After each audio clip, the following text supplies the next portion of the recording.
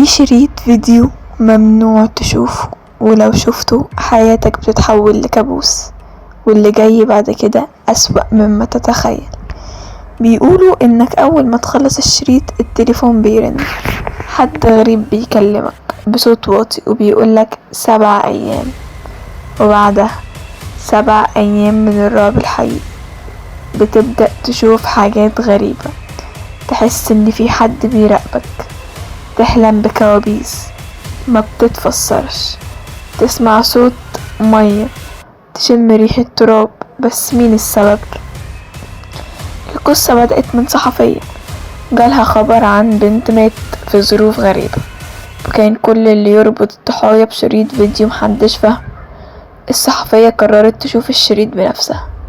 أول ما شغلته لقت لقطات سريعة، صور مش مفهومة، بنت شعرها نازل على وشها، بير في وسط الصحراء.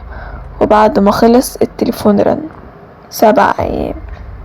ومن هنا بدأ سباق ضد الزمن، تحاول تكتشف السر وتحاول تفك لعنة الشريط، وتفهم مين البنت دي وليه بتنتقم من أي حد يشوف الفيديو.